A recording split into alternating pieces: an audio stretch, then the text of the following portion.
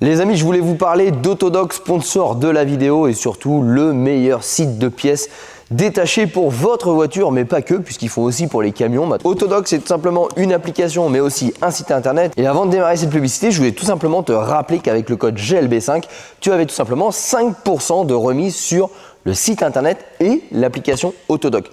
Autodoc, c'est présent dans 27 pays, 700 000 références de pièces détachées.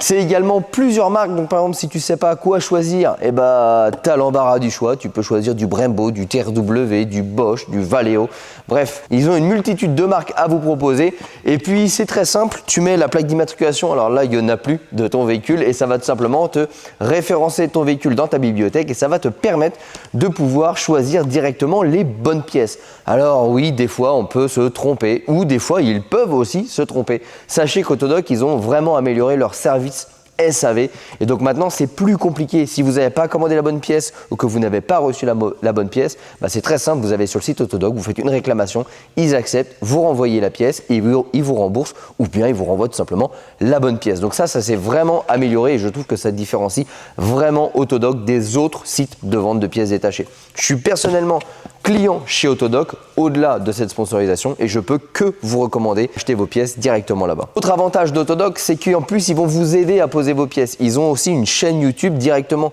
orientée sur la mécanique qui pourra directement vous aider à installer vos pièces. Vous avez plein de petits tutos sur comment changer les plaquettes, comment faire votre courroie de distribution, comment changer un alternateur. Bon, en tout cas, je te rappelle, sur le site Autodoc et l'application, tu as 5% avec le code GLB5 qui s'affiche à l'écran. Je te mets toutes les informations en description de la vidéo et nous on continue tout de suite cette petite vidéo.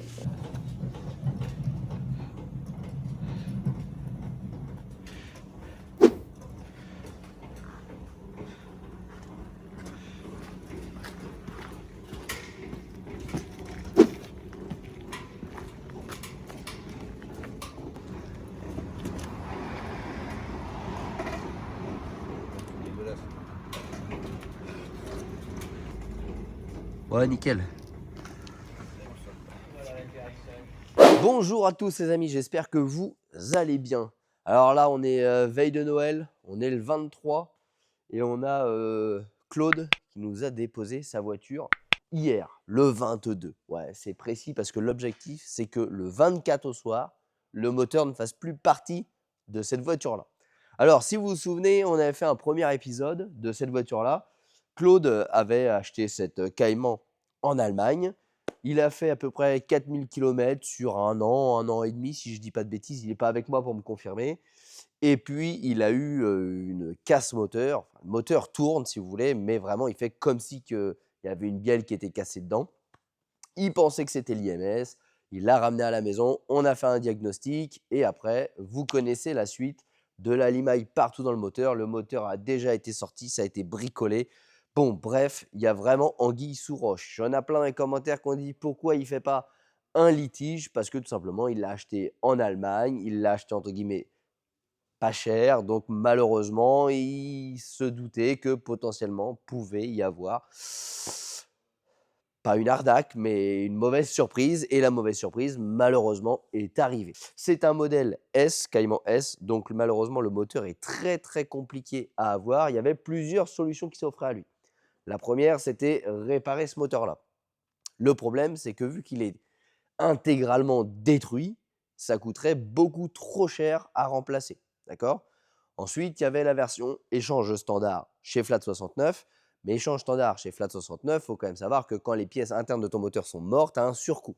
Ou alors, troisième possibilité, trouver un moteur d'occasion. Et ça, je peux vous dire qu'on l'a fait ensemble, ce n'était pas facile. Parce que ce moteur-là en Cayman S, il n'y en a pas beaucoup. Donc, on a réussi à en trouver un dans le sud de la France qu'il a fait livrer, qui a beaucoup moins de kilomètres, qui provient d'une voiture accidentée. Je crois qu'on doit avoir une voiture aux alentours de 140, 150, peut-être 160 000 km. Et le moteur, lui, a 60, 70 000 km. Ce moteur, il est ici, dans la remorque. Et Claude a déjà fait pas mal de choses dessus. Déjà, dans un premier temps, il l'a nettoyé. Il a remplacé tout ce qui est support moteur. Il a mis une pompe à eau neuve.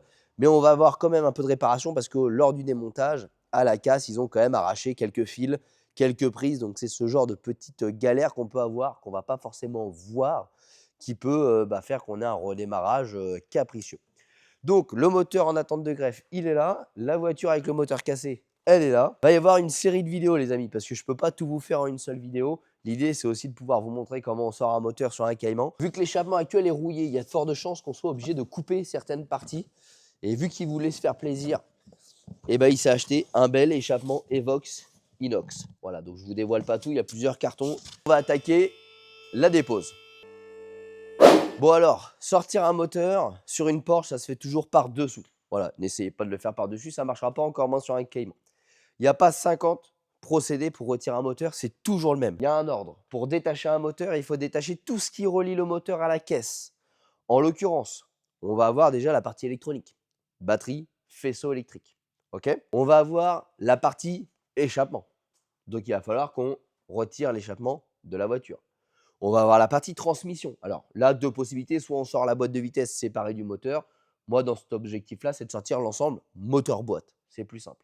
Mais il faudra du coup qu'on retire tout ce qui va être transmission raccordée au châssis. Donc notamment les cardans. Les cardans vont devoir être retirés. Ensuite, il va falloir qu'on retire le réseau d'essence, puisque le moteur est alimenté en essence par des réservoirs qui resteront sur la voiture. Donc il faudra retirer aussi tout ce qui va être canalisation de réservoir. On a la direction assistée. La direction assistée, c'est un accessoire du moteur qui est relié à la crémaillère de direction. Donc forcément, c'est relié. Il faudra le retirer. On a le système de climatisation. La climatisation, c'est pareil. On a des condenseurs qui sont devant, qui permettent de faire du froid. Par contre, la pompe, elle est sur le moteur. Donc pareil, connexion à la clim. On va avoir tout ce qui va être tringlerie de boîte de vitesse. C'est-à-dire que votre pommeau de vitesse, qu'il soit mécanique ou automatique, est forcément relié à votre boîte de vitesse. Il faudra déconnecter ça. Il faudra déconnecter toute la partie électrique qui est gérée au niveau de la baie moteur, sonde de température, motoventilateur, etc. On va avoir bien évidemment la partie circuit de refroidissement. Notre moteur est refroidi par du liquide, en l'occurrence du liquide de refroidissement, et ce liquide de refroidissement-là est refroidi directement par les radiateurs qui sont en façade de la voiture. Donc on va devoir forcément déconnecter ce réseau-là. Et d'ailleurs, on va même commencer par là. Bref, vous l'avez compris, avant de vouloir sortir un moteur, il faut d'abord déconnecter tout ce qui relie ce moteur à la caisse. Et seulement une fois qu'on a tout retiré, donc on réfléchit, voilà, il n'y a pas besoin d'une procédure, on réfléchit, l'essence c'est fait, l'électricité c'est fait, le liquide de refroidissement c'est fait, la clim c'est fait, direction assistée c'est fait. Ok, bon, je fais un dernier tour, ok, j'ai plus rien qui est relié à la voiture, à ce moment-là je m'occupe de déposer le moteur. C'est comme ça qu'on fait. Première étape, ça va être de mettre le liquide de refroidissement en vidange, comme ça va se vidanger, le temps de retirer tout ce qui va être cache et renfort. Donc c'est cache en alu, c'est renfort en alu, c'est cache en plastique, etc. Et puis après, on attend. Allez, c'est parti. On commence par retirer le petit cache ici qui va nous permettre d'accéder à nos durites de liquide de refroidissement.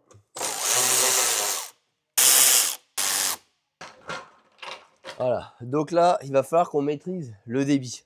Donc je vais peut-être pas déconnecter tout de suite une grosse ici, sinon je vais prendre une douche monumentale. D'ailleurs, je vais venir protéger le sol.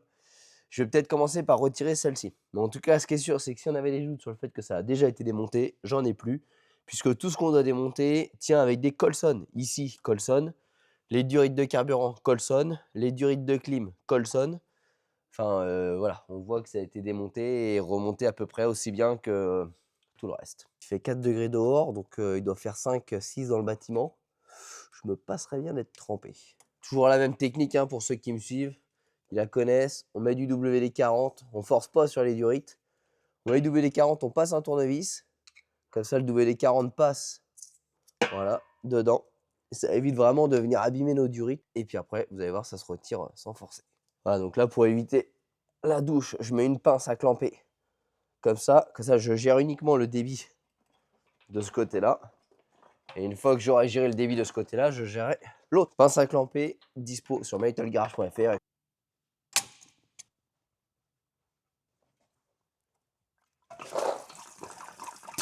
Et là, on laisse tranquillement le bloc moteur se vider.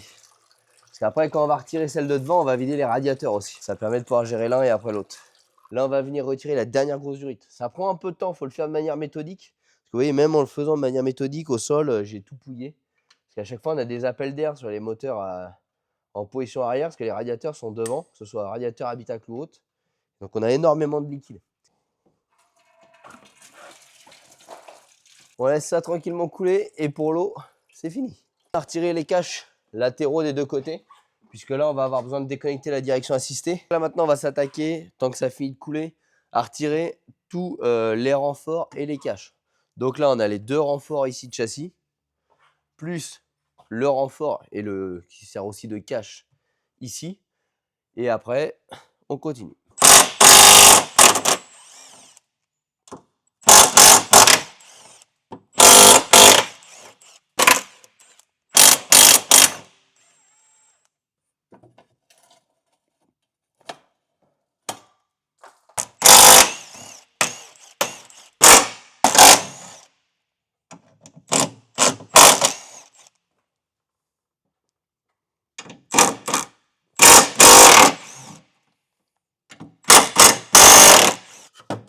Voilà. Maintenant, on va s'attaquer à retirer notre barre stabilisatrice. Pourquoi? Parce qu'encore une fois, elle empêche de faire passer la boîte de vitesse. On aura également ce renfort-là à retirer. Donc là, il faut être méthodique, hein, pas à pas. Et surtout, tout ce qui est partie de droite, je mets à droite. Tout ce qui est partie de gauche, je mets à gauche. Et comme ça permet aussi de ne pas chercher les vis et tout. Je fais toujours comme ça quand je dépose des moteurs.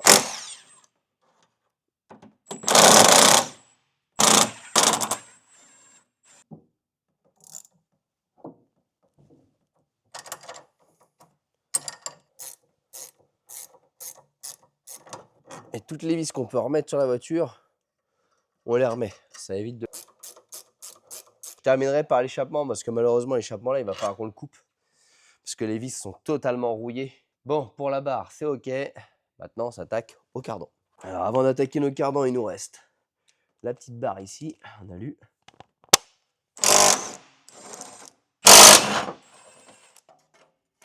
Et hop.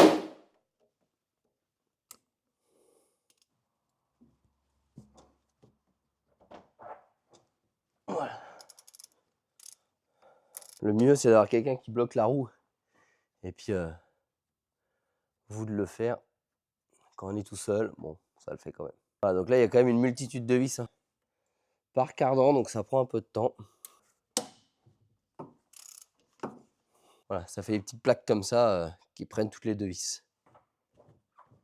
Toujours un peu plus dur, voilà. Et là, voilà. Donc là, maintenant, vous voyez bien comment c'est foutu. Le cardan, il vient comme ceci. Donc après, bon, si ça nous dérange, on peut les mettre avec un petit fil de fer maintenu en hauteur comme ça. Généralement, quand on sort le moteur, naturellement, ça se pousse. J'ai jamais eu de problème là-dessus.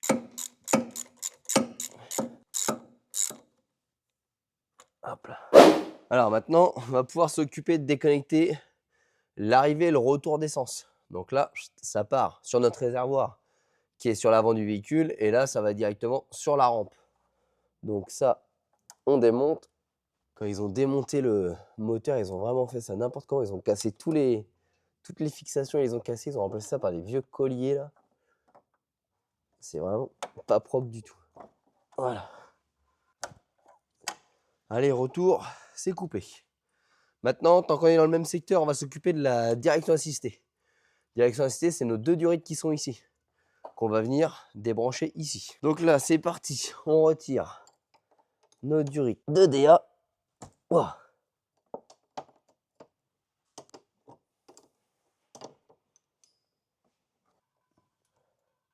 Donc là, pareil, on va avoir tout le liquide du réservoir de DA qui est sur la pompe qui va se vidanger. Donc on va laisser ça tranquillement couler.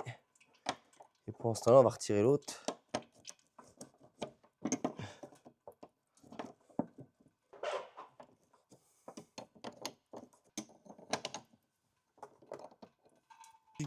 Maintenant, on va pouvoir s'occuper de désolidariser tout ce qui est tringlerie de boîte. Donc ça, c'est relié à notre pommeau de vitesse à l'avant. Donc là, il y a une rotule ici, hein, très simple, on est sur une Tiptronic. Et retirer le câble sur le support là-haut. Alors, on graisse.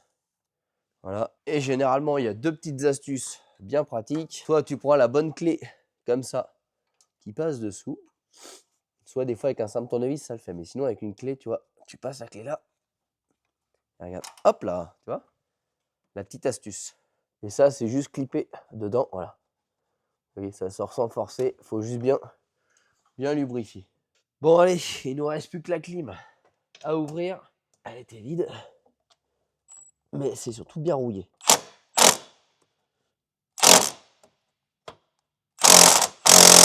Et d'ailleurs, hein, les fuites de clim sur tout ce qui est Boxster Cayman, ça vient généralement de là. Alors ça, c'était du produit anti-fuite qui a été mis. Marqueur vert. Donc là, les diodes de clim, elles sont tenues ici dans une goulotte. Donc on retire la goulotte, une petite vis en plastique. Bon, normalement, en dessous, on est pas mal. On a fini de retirer tout ce qui est durite de refroidissement. On a défait du châssis les câbles de sonde lambda. On a retiré le master vac, les durites de direction assistée. Là, on a retiré la climatisation, la masse. On a retiré tout le système de tringlerie de boîte de vitesse ici. On a retiré tous les renforts, on a retiré les traverses, la barre anti-roulis. Globalement, normalement, on est pas mal. Il nous restera l'échappement à retirer et on va sûrement le couper ici à la scie sabre parce que l'échappement est totalement rouillé et de toute façon, il n'est pas démontable. C'est pour ça qu'il avait prévu de le changer. Et on a des catalyseurs tout neufs sur le nouveau moteur. Donc là, il restera ça à finir de désolidariser en même temps que la traverse ici, mais ça, on le fera vraiment au moment de tomber le moteur. Et le moteur, il tombera du coup en retirant ça. On a les supports ici, moteur, et on a le support ici, moteur. Enfin, boîte et moteur. Donc ça, ce sera vraiment tout à la fin. Donc pour l'instant, on va redescendre la voiture, on va s'occuper de toute la partie électrique et tout ce qui tient en haut. Et puis, on reviendra sur l'échappement juste avant de descendre le moteur. Bon, avant d'aller plus loin et de toucher à tout ce qui est faisceau électrique, on va commencer par retirer la batterie. Elle se trouve ici, parce que là, on va commencer à déposer les fils de puissance, notamment les arrivées au niveau du démarreur. Et donc, on risquerait d'avoir un fil de positif qui viennent toucher le châssis. Et donc, on ferait un gros court-circuit. Ce serait dommage. Voilà. Et maintenant, alors j'évite de toucher la carrosserie parce que la carrosserie est quand même sale. Et là, bah, on avait commencé à démonter. Donc, on va juste retirer les morceaux. Hop là. Hop là. Tac. Voilà, on a le faisceau qui est ici. Donc là, on a le CU moteur. Et il faut qu'on démonte tous les câbles pour les repasser à l'intérieur. Donc on va continuer de dégarnir.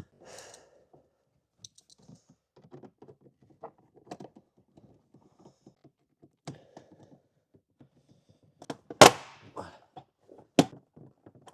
Ça tient avec des clips.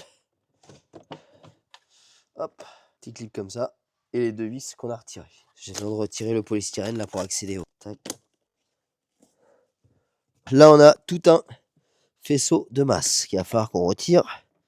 Parce que tout ça, c'est notre faisceau moteur. Et encore une fois, on peut voir que ça a déjà été démonté. Puisque regardez, le clip, il est cassé là. Donc, depuis qu'on commence cette dépose moteur, on voit qu'il y a déjà quelqu'un qui a fait la même chose avant moi. Alors, hop, on retire juste celles qui nous posent problème.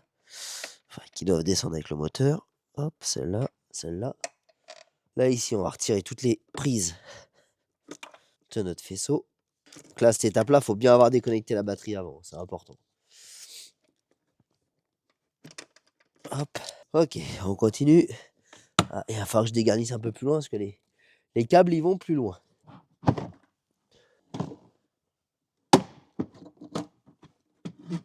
Hop. Et là, bah, c'est simple, hein, on continue. Hein. Donc là, on a besoin de sortir tout ça avec le moteur. Et là, on va là. Hop. Ah, c'est pas facile avec les doigts froids, moi je vous le dis. Ça n'a rien à foutre ici, on va couper. Hop là. Là, j'ai mon faisceau de ce côté-là. Mais ici, on peut voir que j'ai un autre câble qui sort. Voilà. Comme ça. Hop. Aussi simple que ça. Bon, maintenant qu'on a retiré tout le faisceau, donc moteur et boîte de vitesse. D'ailleurs, on va se marrer dans le prochain épisode parce que c'est pas le même faisceau que l'autre moteur. Là, le faisceau de la boîte de vitesse, il est lié au faisceau du moteur. Et donc, à mon avis, ça va nous rajouter un peu beaucoup de boulot. Alors, là maintenant, il faut défaire le passe-cloison ici, là. Le gros truc ici que tu vois. Qui va permettre, qui fait l'étanchéité entre la baie moteur et le coffre. Pour pouvoir que quand on descend le moteur, les câbles suivent. Donc, il faudra bien faire attention aussi que tout ça, ça suive. Hop là. Voilà. Donc là, c'est déboîté, tu vois. Ici, on va devoir retirer tout ce qui va à notre master vac. Donc, les durites ici, qui relient à notre master vac, je dis des conneries. tout ce qui va à notre bocal de liquide de refroidissement, donc les durites là. Ensuite, ici, on a le remplissage de l'huile. Et ça va hop, via cette petite durite. Donc c'est pareil, il faut qu'on retire cette petite durite là. Ça, c'est la tringlerie de la boîte. Pareil, on la déclipe tout de suite tant qu'on y pense. Et on doit avoir quelques connecteurs. Là-bas, on voit le ventilateur de compartiment moteur. Donc en fait, dès qu'il y a une température importante ici, ça déclenche le ventilateur ici qui extrait l'air. Donc ça, c'est pareil, c'est relié à la caisse. Donc il faudra qu'on démonte tout ça. Et je pense que globalement, on est pas mal. Alors, c'est parti. On déconnecte tout ça. Hop là. Voilà, je vais retirer le connecteur du moteur de ventilateur. Là, je vais retirer mon arrivée d'huile. Ça, c'est l'orifice de remplissage d'huile. Hop. Ici, on a l'admission qui est reliée à notre boîte à air. La boîte à air, elle va rester en place. Donc là, pareil, il faut qu'on dépose ce côté-là. Alors, je vais le déposer avec le débitmètre. Je vais juste le déboîter côté boîte à air.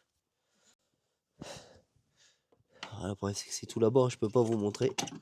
Tac. Alors ça, par exemple, ça me plaît pas parce que toute la partie là, non visible, elle est rigide. Et en fait, même si j'ai déclippé, on voit que c'est entré dedans, vous voyez. Même si je fais ça, en fait, ça bouge, mais c'est encore pris dedans. Et ce qui est sûr, c'est que quand on va descendre, ça va casser. Donc, je vais démonter cette partie-là plus haute. Je vais la démonter ici. Comme ça, je vais extraire toute cette partie-là. Et ça évitera que à la descente, on ait quoi que ce soit qui casse. Il n'y en a pas pour longtemps à remettre ça après. Des fois, il vaut mieux perdre 5-10 minutes et pas se faire chier, et surtout pas faire de casse, que de vouloir gagner un peu et à la fin être emmerdé.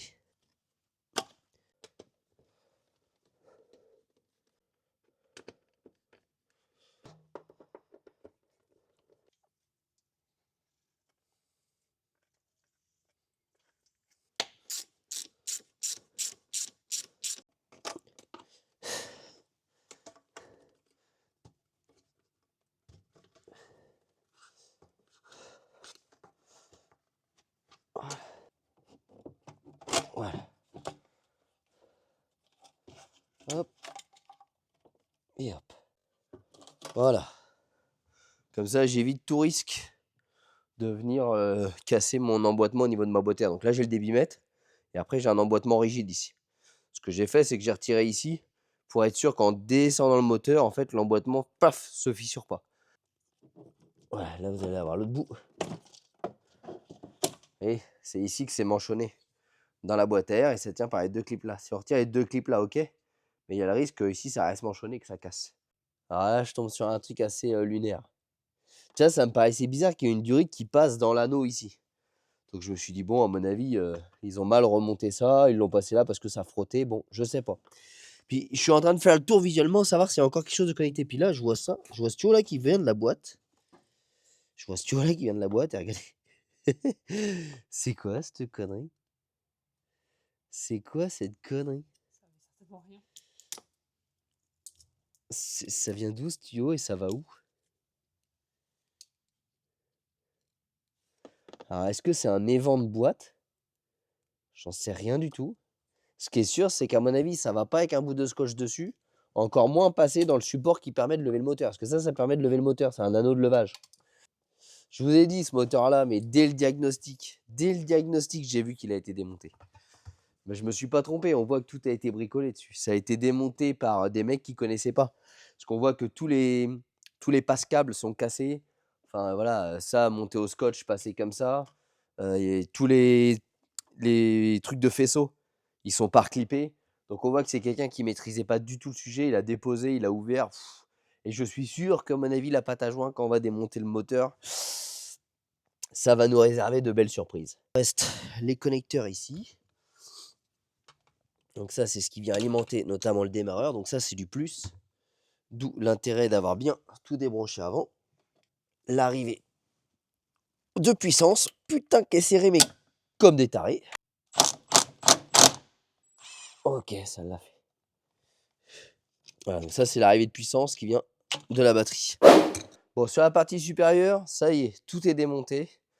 Donc là, on est quand même très proche de tomber le moteur. il nous reste la traverse centrale noire avec le petit câble en acier et l'échappement. Donc on va s'attaquer à l'échappement parce que la traverse, moi je la laisse toujours en sécurité. Je la retire vraiment au dernier moment quand je tombe le moteur. C'est parti pour l'échappement. On va voir l'endroit le mieux pour couper. Comme je vous ai dit tout à l'heure, je ne vais pas m'embêter à essayer de démonter. De toute façon, les vis, elles n'existent plus. Hein, il n'y a plus d'écrou, tout est bouffé par la rouille. Donc déjà, quand c'est en bon état, là, c'est pas pour vous faire plaisir, mais dans tous les cas, ce ne sera pas démontable. Voilà. Donc on n'a pas de quoi passer une disqueuse, etc. Donc de toute façon, il faut couper. Qui dit moteur à plat, dit les échappements au ras du sol. Donc ça prend toute la flotte, donc forcément, ça rouille. Ça, malheureusement, on peut rien y faire. Moi, j'ai quand même essayé de sauver l'échappement avec des outils conventionnels. Malheureusement, c'est impossible, ça ne passe pas. Et en fait, il n'y a plus d'empreinte, donc j'ai pas le choix que de couper.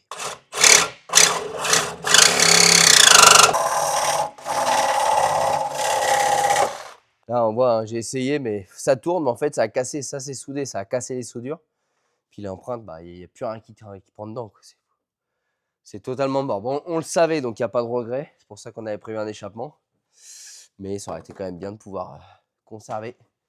Malheureusement, c'est pas toujours possible.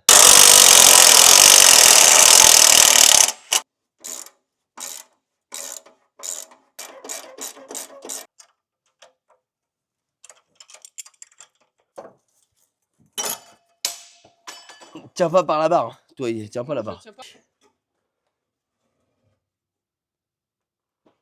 Voilà. Bon, donc là, on est vraiment à 2 doigts de tomber le moteur. Je termine de déposer les petits... alors ça, j'ai jamais vraiment su à quoi ça sert, pour être totalement transparent. Il y a un petit câble métallique ici qui est tenu sur la traverse. C'est au cas où tu arraches le moteur de la boîte pour pas perdre le moteur. Non, j'en sais rien. Franchement, j'ai pas l'explication. La traverse, on peut la descendre avec, mais moi, j'aime pas parce que vous voyez, elle est plus bas que le reste. Et du coup, le moteur, il a tendance à être sur un point de bascule comme ça. Donc, je préfère retirer. J'ai retiré aussi la prise, hop, ici, de son lambda qui tient sur la traverse.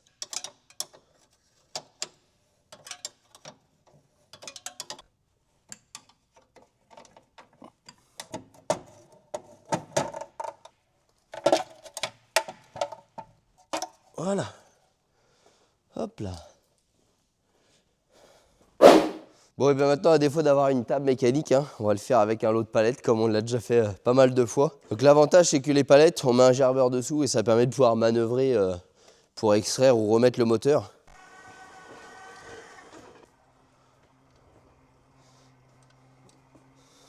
Voilà, donc là, on va approcher la voiture. L'idée, c'est de ne pas aller trop loin parce que j'ai besoin de retirer le support moteur qui tient ici. Donc il faut que ça, ce soit dans le vide. Et surtout, au niveau de l'échappement ici, on risque de venir buter, sinon on risque d'avoir besoin de pousser un peu le moteur vers l'avant pour faire glisser ça. Là, je suis obligé de mettre des madriers. Pourquoi? Parce que le point le plus bas, c'est ça. Et donc, vu que ma palette, elle est large, et bah, tout simplement, ça va venir poser. Je ne vais pas pouvoir poser mon moteur. Donc, je vais faire une assise.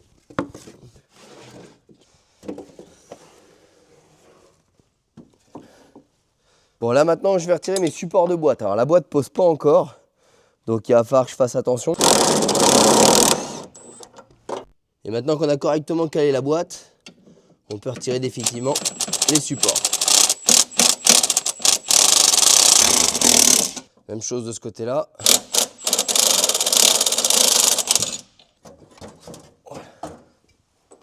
Bon, maintenant je vais retirer les vis de mon support moteur et normalement le poseur est posé sur mes palettes. Allez, c'est parti.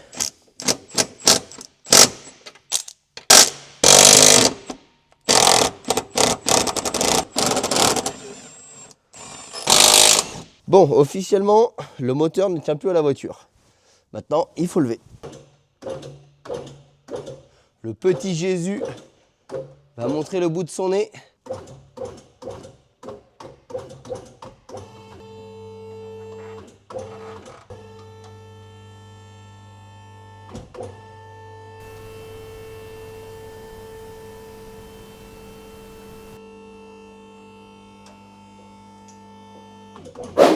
Jésus est né. Nous sommes le 24, pas encore le soir, mais il est un peu précoce aujourd'hui, Jésus. Voilà. C'est pas Jésus de Nazareth, c'est Jésus de Franqueville-Saint-Pierre. Il a une gueule un peu différente, mais on l'aime tout autant. Bon, ça y est, le moteur est déposé. Alors, il faut faire gaffe à ce petit cache plastique là, qui tient une durite. En fait, la poulie de climatisation, elle a une petite surépaisseur, elle venait toucher là. Bon, c'est la seule complexité qu'on a eue. Et puis, le support de boîte, ici, on ne peut pas le retirer en place. Il ne se retire pas, il faut d'abord descendre le moteur un peu, et après, on peut venir le manœuvrer pour le sortir. Voilà, sinon, RAS.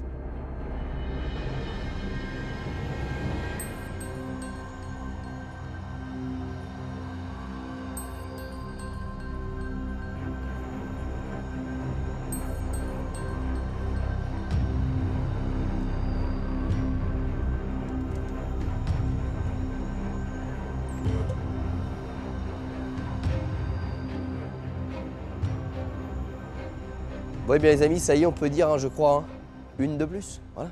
J'ai officiellement sorti un moteur d'un Cayman. Petite victoire personnelle, je peux me dire aujourd'hui que j'ai fait toutes les Porsche thermiques qui existent, à l'exception des modèles électriques. Bon, blague à part, voici la petite cathédrale de mécanique. Donc ça se fait bien en fait, avec les palettes tirent pas là, en table de mécanique ou palette, en vrai, ça fait le même job. Mais ça y est, c'est sorti. Alors, là, vous voyez, il y a quand même un peu de précaution à prendre. Ça, alors, faut que je regarde, mais ça, c'était passé derrière les câbles de frein à main. Ce qui fait qu'en fait, quand tu lèves, si tu les passes pas, tu vois, tu fais ça. Alors là, ça va. Mais sur de la durite rigide comme ça, tu pètes tout. Ça me paraît bizarre. Ça me paraît pas correctement monté. Je vais quand même vérifier pour le remontage. Mais sinon, on peut passer devant les câbles de frein à main et je pense que c'est mieux. Voilà, on va vérifier, de toute façon je vais remonter comme ça doit être remonté d'origine. Par contre, on s'est aperçu que le moteur, il a bien été démonté, j'ai pas de doute, et il avait été repositionné de travers. En fait, le moteur dans la voiture, il était légèrement comme ça. Alors, j'exagère un peu, mais de quelques millimètres comme ça, et on peut bien le voir au niveau du support moteur, je sais pas si vous voyez, mais en fait, il a pris une mauvaise forme aussi. Alors, c'est pas trop grave parce que tout ça, il les a changés en neuf, Claude, sur l'autre moteur. Mais bon, ça prouve aussi que ça a été démonté et remonté. Je pense qu'ils ont monté le moteur, ils ont boulonné. Preuve en est, c'est qu'on a dû dévisser tous les goujons. Ils ont boulonné ça et après, ils ont dû placer avec une petite barre la partie boîte. Or, on monte tout à blanc et une fois que tout est monté, à ce moment-là, on vient faire le serrage. Je pense que c'est la petite boulette qu'ils nous ont fait au remontage. Ce qui fait que j'avais un côté d'échappement qui frottait contre les triangles de roue. Bon, c'est sorti. Là, malheureusement, on a quand même dû couper l'échappement parce que, vous voyez, c'est tout pourri, c'est tout rouillé. Donc là, il faudrait qu'on redisque pour pouvoir garder nos catalyseurs, redisquer propre la platine. Mais bon, encore une fois, ça, malheureusement, chez Porsche, toutes les Porsche, les échappements, enfin toutes les Porsche à moteur à plat, les échappements sont vraiment au ras du sol et ça rouille. Et on a ce problème-là. Alors, maintenant que c'est sorti, on a encore un peu de mécanique quand même qui va nous attendre. On va avoir quand même quelques modifications. Alors déjà, on voit que l'alternateur là-bas, ils l'ont démonté. En le démontant, ils ont cassé des cosses.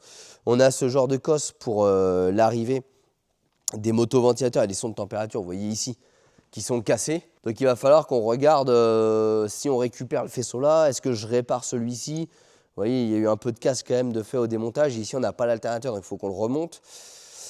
Ce qui me chagrine le plus, c'est au niveau du faisceau. Ici, on est sur une boîte Tiptronic. Là-bas, on est sur une boîte mécanique. Et vous voyez, le faisceau électrique, c'est pas du tout le même. Donc là, je l'avais posé là. Ici, on a le faisceau moteur boîte méca et on a un faisceau auxiliaire pour la Tiptronic. Et ici, vous voyez, tac, on arrive là et on arrive dans notre moteur.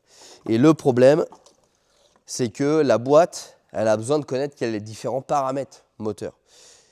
Et si on se dit, bon, on adapte le faisceau là-bas et que pour X ou Y raison, il y a un capteur qui n'est pas en communication avec le module de boîte, ça ne marchera pas, ça va merder. Donc le risque à vouloir gagner du temps là, c'est d'en perdre à devoir redéposer le moteur pour changer le faisceau parce que ça ne va pas marcher. Donc en off, je vais vraiment me poser, je vais regarder toutes les différences. Si je vois trop de différences, on ne perdra pas de temps.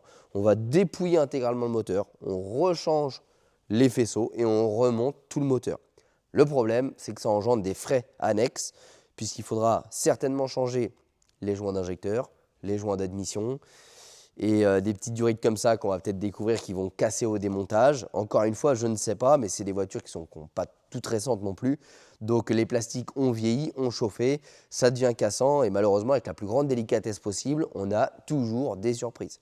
Donc ça va nous faire perdre un petit peu de temps, mais ça va aussi coûter un peu plus d'argent. Mais là pour l'instant, je n'ai pas la réponse, je ne me suis pas posé dessus.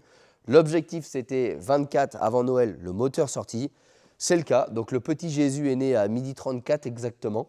Et maintenant, on va refaire vivre cette Porsche Cayman dans de nouveaux épisodes. Les amis, j'espère que cette petite vidéo vous a plu. J'espère aussi avoir détaillé suffisamment la dépose moteur pour que certains qui malheureusement seraient dans la même galère que Claude puissent eux aussi sortir leur moteur. Bon, là, on l'a fait avec un peu plus de confort, un pont de colonne et un gerbeur. Sachez que j'ai déjà sorti des moteurs comme ça avec un cric et des chandelles. Donc, c'est possible aussi. Certes, c'est plus chiant, il faut faire attention à la sécurité, mais croyez-moi, c'est possible, on l'a déjà fait. En attendant, les amis, j'espère que cette petite vidéo vous a plu. J'espère que ce petit tutoriel pourra en aider plein d'entre vous à entretenir ou à réparer vos Porsche Cayman. En attendant, n'hésitez pas à nous rejoindre sur les réseaux sociaux, Facebook, Instagram, TikTok, tous les liens sont en description de la vidéo. Et puis bien évidemment, pour ne rien louper des futurs épisodes sur cette Porsche Cayman, tu t'abonnes, tu mets la petite cloche et on se retrouve très prochainement pour cette fois-ci préparer notre nouveau moteur qui est actuellement dans l'arbre. Donc les amis, à très bientôt. Ciao!